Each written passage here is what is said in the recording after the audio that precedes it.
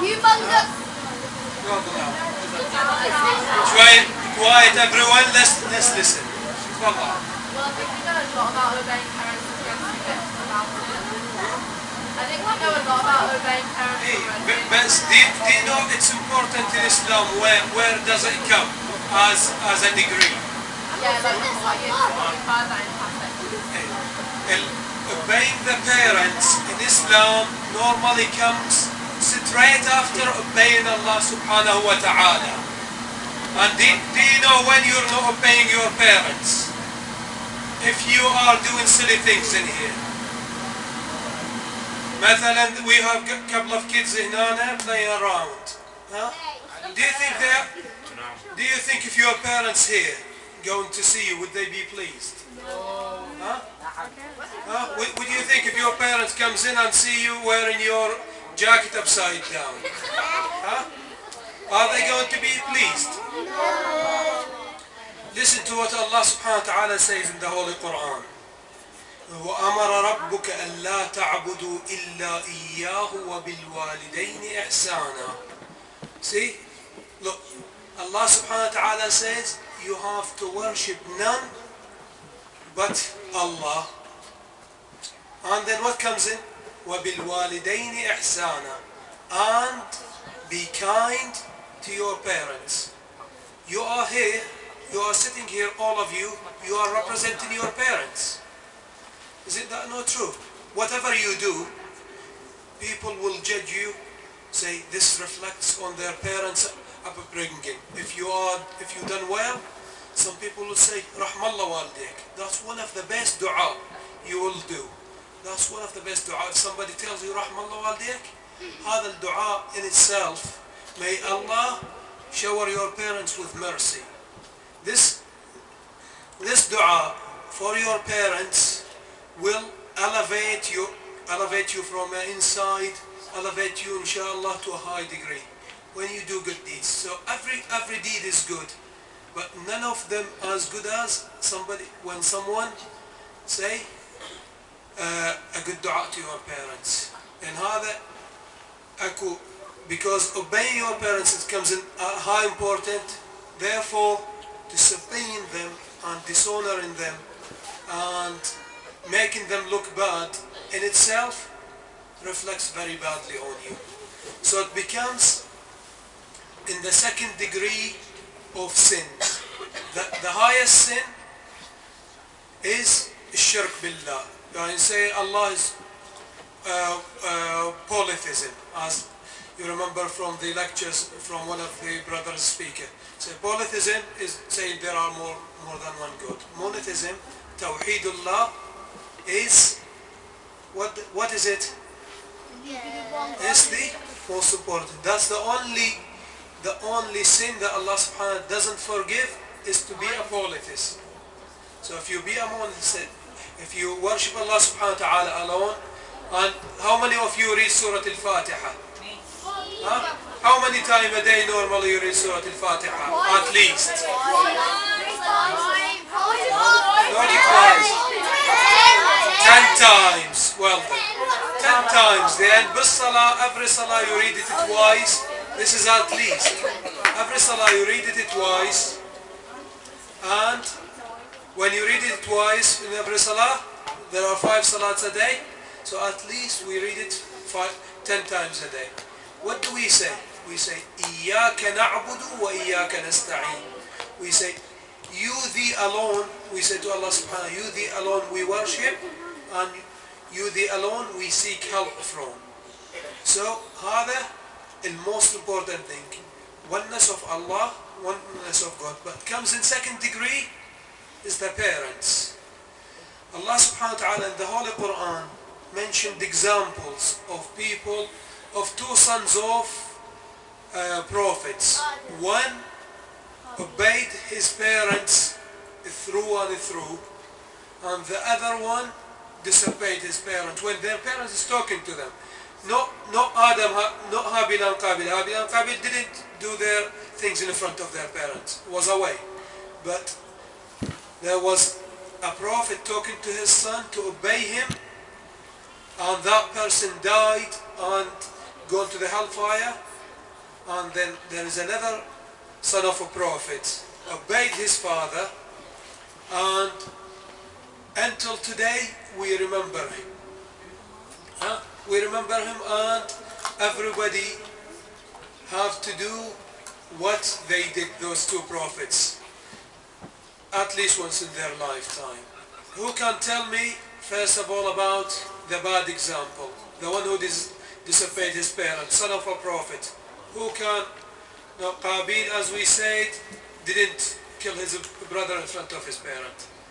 They were alone and he killed them. No, not Nabi Yusuf. He disobeyed his parents, right, when his father was talking to him. Anyone? The son of Nabi Allah Nuh alayhi salam. When Nabi Allah Nuh built the ark, put the animal, only the believers came with him. The son of Nabi Allah Nuh, the wife who disobeyed her husband, was Zawjat Nabi Allah Lut. So we are talking about, now we're talking about the sons. So the son of Nabi Allah Nuh alayhi salam, when he said, my son, come with us in the ark so you'll be saved. What he said, oh no, I'll climb up the mountain, the water won't get to me there, so I'll survive. I know the water is coming, but if I climb up the mountain, nothing will happen to me. I'll be safe. Mountain is high, so there is no flood up there. Follow. When did it happen? Hmm? When did it happen? When did it happen, or where? When?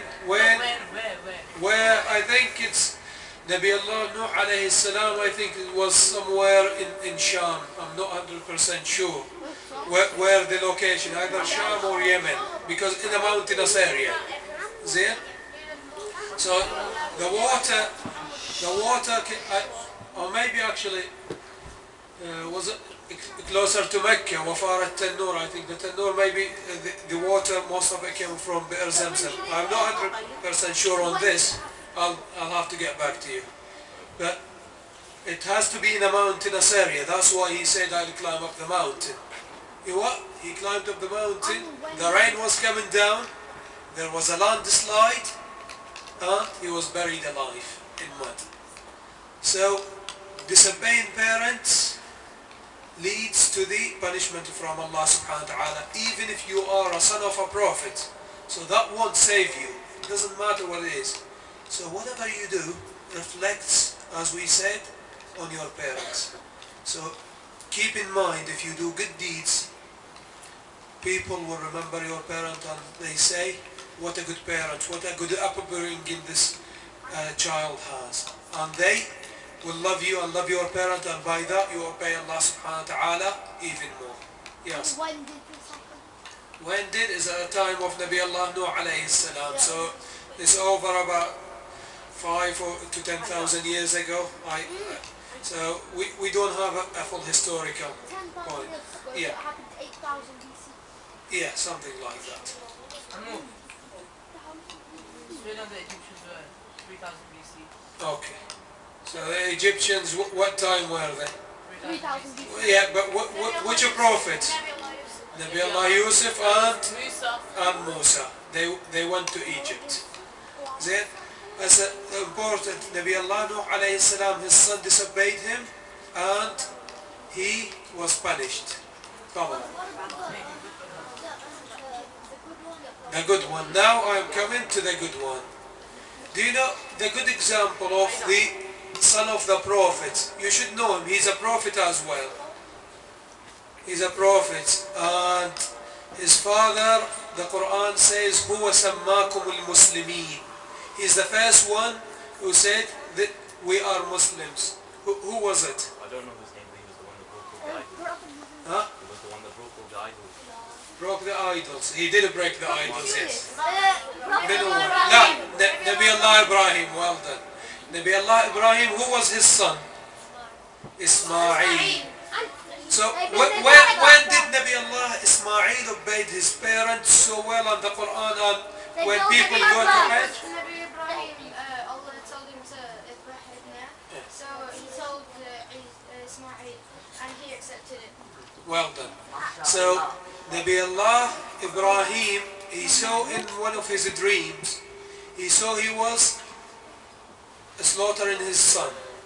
So he went to sleep, say, oh, that must be a bad dream. Went to sleep again, saw the same dream again. Third time, he woke up, he said, no, that must be a command from Allah subhanahu wa ta'ala. So he went and gone to his son and asked him, he said, oh my son Ismail, Allah subhanahu wa ta'ala has commanded me to sacrifice you for his sake. What do you say, my son? Nabi Allah Ismail said, oh my father, do what you have been commanded. I have no objection because it's from Allah subhanahu wa ta'ala and from you. I have no doubt you are telling the truth, and I'll follow you whatever you want to do. So they went and moved. They were in Mecca. They just finished building the Kaaba, and they moved to a place about, if people, some of you went either Umrah or went with their parent to Hajj. Abdullah, what are you trying to say? When you throw the stones on you? Yeah. Hey, when the devil appeared to them, yes. So Nabi Allah Ibrahim and Nabi Allah Ismail moved away from Mecca because the mother of Nabi Allah Ismail was there, so they were afraid she will see and she will be horrified. So they moved away about 3 kilometers from Mecca in a place now called Mina. All the Hajjaj have to go to Mina. So in there the devil appeared. You see how much they were Nabi Allah Ismail obeyed his parent and obeyed Allah subhanahu wa ta'ala at the same time. They came, the devil appeared in the form of an old man and said, what are you doing, Ismail? What are you doing? Where are you going, man? You're going with your father to kill you because of a dream. You must be crazy. So Nabi Allah Ismail, what he did, he didn't answer him back. He picked up 7 stones and threw it at the devil. And then the devil disappeared and then came to Nabi Allah Ibrahim. He said, he's your only son. He's your eldest son and you don't have any heir after him. What are you doing? You're killing him. So Nabi Allah Ibrahim again picked up 7 stones and threw it at the devil. And the devil disappeared, and then the third time he appeared to them both. He said, no, you got to stop, you got to stop. That's not right. You got to go and tell the mother. She might not, she will object. She doesn't want to lose her son. What will happen to her? She will be horrified. So they picked up the stones, both of them, and checked at the devil. The devil disappeared forever. And then they reached Mina in the end, in the place where they were supposed to sacrifice him. Father Abdul. You know about the old man, how did he know? Because they were prophets from Allah subhanahu wa ta'ala, and how did the old man knew? So they understood it must be from somebody trying to stop them, because the devil swore a pact, and he said, I will always try to stop good people doing good deeds. So the devil always, whenever you try to do something, the devil is gonna come and try to stop you. You need to be able to think, stop and think of the consequences, what will happen. See? They reached Mina. Nabi Allah Ismail said to his father, oh father, tie my eyes so I don't look into your eyes and dissuade you.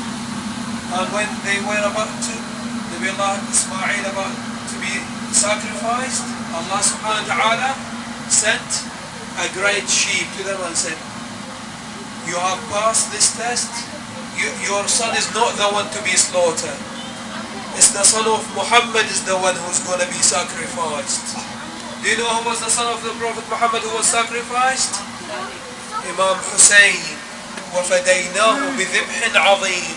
And the greatest sacrifice came.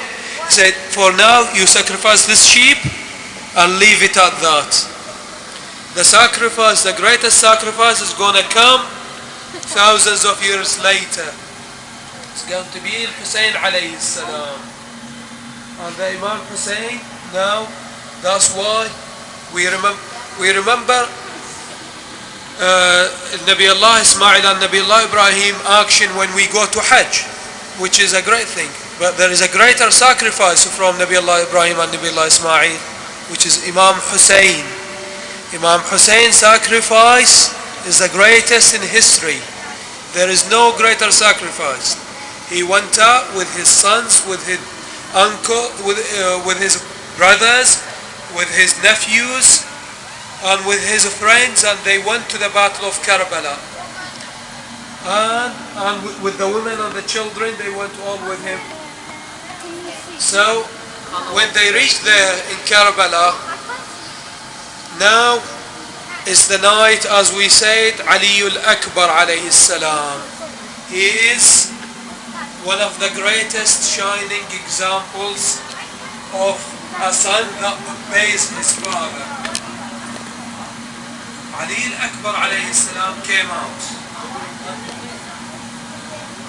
What, boys, how respecting others will reflect on the parent, as we say. If you sit there and disrespect others, how badly is that going to reflect on the parents? Lots. So don't, if you love your parents and you know the parents love you always unconditionally, so hiding behind curtains, for example, and sitting and playing games, especially if your name is a special name after Imam Ali, for example, that's very bad.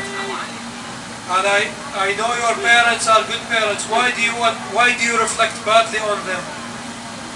Huh? So therefore, Imam Hussein's son Ali al-Akbar, when he came to Karbala, he didn't just go out to battle. He first asked the Imam Hussein, "Oh father, now I had enough with those people. They killed my brothers, they killed my uncles, they killed my friends. Would you allow me to get out?" Because he knows Imam Hussein loves him so dearly. He has to first ask permission. When he was going to do something, he knows his father is permitting him. But out of respect to the father, look at it, out of respect to his father, until the last thing, he sought permission from his father. He didn't just charge out. He asked permission from his father, Imam Hussein, and went. So Imam Hussein, before he gave him permission, he said, "Oh my son Ali, oh my son Ali, what do you think about death? What do you think?" Ali al-Akbar alayhi salam took permission from his father, Imam Hussein. So Imam Hussein asked Ali al-Akbar.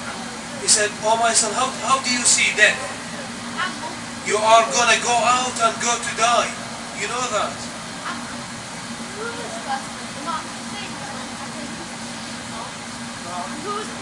Second Imam Hassan alayhi salam. First Imam Ali, then his elder son Imam Hassan, then Imam Hussein. Yes. He asked first, he asked his father first. He said, "Aren't we on the right path?" Ali al-Akbar asked his father, "Aren't we on the right path, oh father?" Imam Hussein said, "Yes, we are on the right path." So Imam Ali al-Akbar alayhi salam said,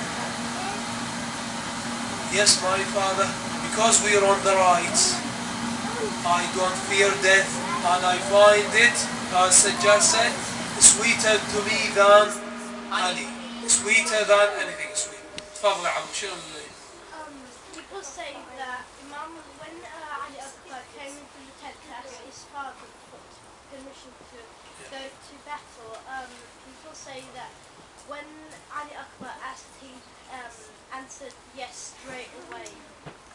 But the other people, who joined the war, he was like, "Think about your..."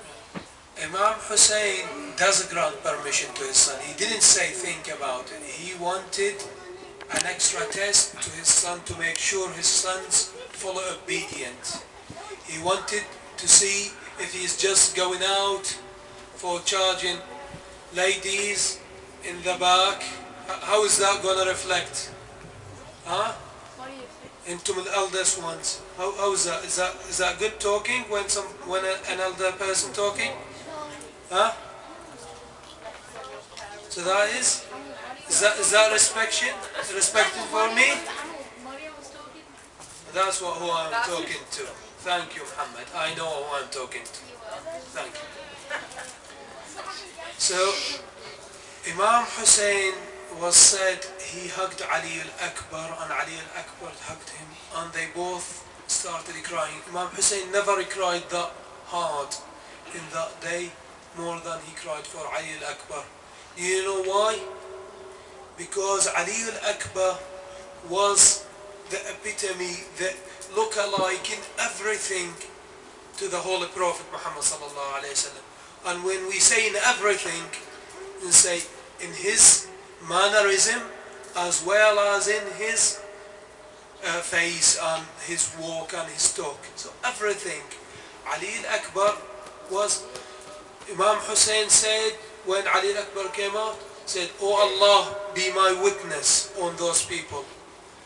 The man now who comes out to battle is the most person who look like the Holy Prophet. There is no one on earth that look like the Holy Prophet as this young man." And he said, when we ever miss the Holy Prophet, we go and look at Ali and speak to Ali. And when we say he looked like him and we say mannerism, do we know what kind of mannerism there? So, okay, تفضل. Huh? Louder? Okay, I couldn't catch that. تفضل. Or like respect to the poor and like giving. Yeah, that is one thing. Like That giving with, zakat and yeah, that's a normal. Every Muslim supposed to do that. he does it like But Ali al-Akbar alayhi salam, when we say the mannerism of the Holy Prophet sallallahu alayhi wasallam was, in our terminology today, we say the enemy of rest. He never rests. He's restless. He always, all his time is spent in guiding others, making the life of others better. So Ali al-Akbar alayhi salam was the epitome of that. He is, as we said, as Imam Hussein said, alayhi salam, as Imam Hussein said, he is أشبه الناس برسول الله خلقا وخلقا ومنطقا. The most look-alike of the Holy Prophet in creation, in logic, and in speech, and in eloquence, in mannerism. There is no one on earth. So the Holy Prophet, they used to say, he was a deep thinker. His silence was immense. When he sit there, most of the time he sits silent. But when he speaks wisdom. He doesn't speak just like we chatting and wasting time and things like that. Because every single word, if you read the Holy Quran, Allah subhanahu wa ta'ala يقول وَمَا يَلْفظُ مِنْ قَوْلٍ إِلَّا لَدَيْهِ رَقِيبٌ عَتِيدٌ. So every single word we utter, every single word we speak, there is somebody who's going to record it. And we know about the angels. The angel of the right will record the good things.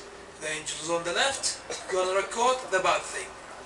So if we got therefore when they speak, the Holy Prophet before he speaks used to think a lot. Allah subhanahu wa ta'ala يقول وَمَا يَنطِقُ عَنِ الْهَوَىٰ إِنْ هُوَ إِلَّا وَحْيٌ يُوحَىٰ.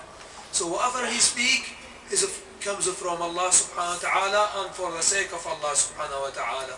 It's not a waste of time. Not just chatting as we have today in today's terminology. Oh, I'm just killing time for the next lesson, or I'm just playing games here just to waste time. Time, as we know, is valuable. So Ali al-Akbar alayhi salam was exactly like the Holy Prophet in that mannerism.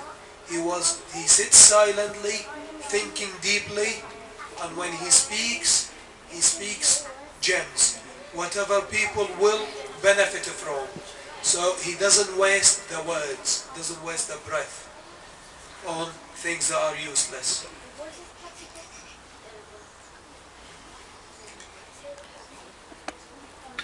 No. Therefore, Ali al-Akbar was like that in this mannerism. And again, we said, when you sit there, and we said Ali al-Akbar he has long silence. There is some silence for people who just sit there. What's going on? Is that a silence? Is that a good silence? No. No. The silence is thinking about how I improve myself, how I improve others, how I obey Allah subhanahu wa ta'ala, how I obey my parents, how to make the world better place. This is the silence of Ali al-Akbar alayhi salam and the silence of the Holy Prophet. In the wars, some people when they come out, in Arabic we call it irjuza. It's a short poetry. It means to agitate and considerate and tells a deep meaning and frighten the enemy normally. So Ali ibn al-Husayn, when he came out, when Ali al-Akbar came out, he said, Ana Ali ibn al-Husayn ibn Ali. So he said, I am Ali, the son of Hussein, the son of Ali. Nahnu wa baytullah awla bin Nabi. We, us, so Ahlul Bayt, because he's from Ahlul Bayt, said, Nahnu wa baytullah, and the holy house of Allah, al-Kaaba, are those who are the rightful claimant to the heirs of the Holy Prophet. Nobody else, not Bani Umayyah. Tallah la yahkum bina ad-da'i ibn ad-da'i. So nobody who is bad, who is just came to Islam in the end without any religion, just came for personal gains, they will not lead us. Just these words, if you look at the meanings, the deepness of them, he laid a claim, Ali al-Akbar, he laid a claim in these short verses, to the rightfulness of Ahlul Bayt all. It's short words, very short words. He laid the claim for the rightfulness of Ahlul Bayt to be the heir to the Prophet in everything. And then he explained that Ibn Ziyad and Yazid, they were not rightful. They were just interlopers on Islam. They are worthless. Therefore, why you people follow them? And Ali al-Akbar alayhi salam, he led and went to battle the enemy. And we heard yesterday about Al-Abbas alayhi salam, how he was the epitome of Imam Ali. He was exactly, he fights same as Imam Ali. He's, as Brother Shabir said, he was like a demon possessed. He's so quick, he moves left, right. People will say, how the heck this man died? Ali was here. How did he get there? How did he get there? Imam Ali was so quick. Al-Abbas alayhi salam was like him. So they cannot see him. Everybody was afraid when Imam Ali comes in and when Abbas comes in. When Ali al-Akbar came in, he had the equality of his grandfather Imam Ali and his grandfather Prophet Muhammad sallallahu alayhi wa alayhi. صلوا على محمد وآل محمد. اللهم صل على محمد وآل محمد. Imam Ali alayhi salam used to say in the war, when the war gets very, very hard, he said, even we always hear about the courage of Imam Ali, don't we? So Imam Ali, we hear how courageous, what he done, what he did this, he did that. Imam Ali himself, what he says, when the battle becomes very hard, we used to go and hide behind the Prophet. Imam Ali, in his strength, عندما يشتد الوطيس كنا نلوذ برسول الله. So we used to hide behind Rasulullah. So the Holy Prophet, no matter how strong Imam Ali alayhi salam, the Holy Prophet was, Imam Ali trying to say the Prophet was stronger. But we don't hear that much, because it seems to be people both Shia and Sunni forgot that quality of the Prophet for some reason. Imam Ali tried to explain it. And when Imam Hussein says Ali al-Akbar was like the Holy Prophet, he means the courage of Ali al-Akbar as well is exactly as immense, as strong as his leadership qualities was exactly like his grandfather, the Holy Prophet Muhammad sallallahu alayhi wa alihi.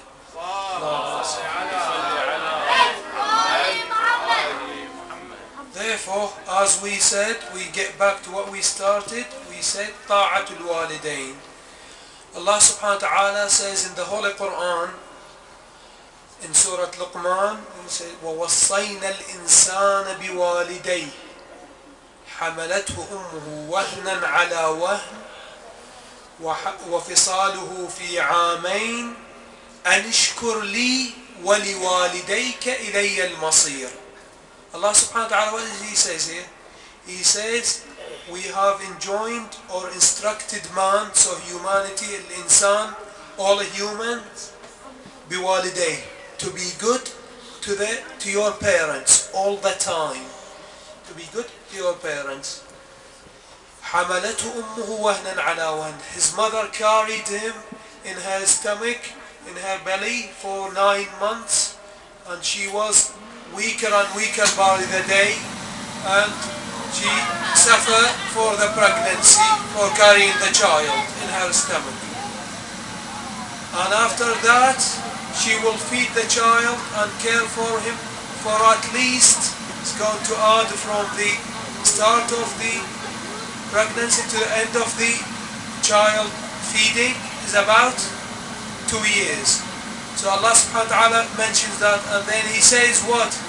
Anishkur li wa liwalidayk. Therefore, thank me, thank Allah, and who you should thank after Allah subhanahu wa ta'ala? No, in the Holy Quran, what Allah subhanahu wa ta'ala says? Anishkur li wa liwalidayk. So to your parents, إِلَيَّ الْمَصِيرِ, and you will come back, your goal to reach the forgiveness and to reach Allah subhanahu wa ta'ala.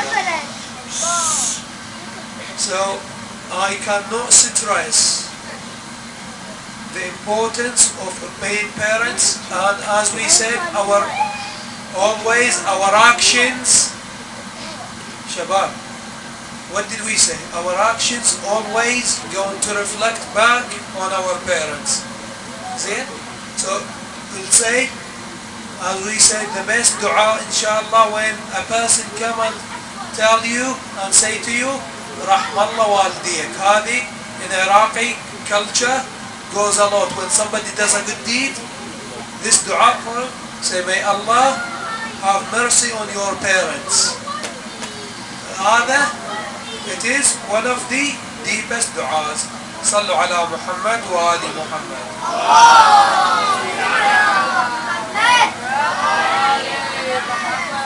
If you remember back to the first lecture of Brother Sadr, he said, sorry, not Brother Sadr, the lecture, the fourth one is going to be by Brother Hassan al-Panjiwani.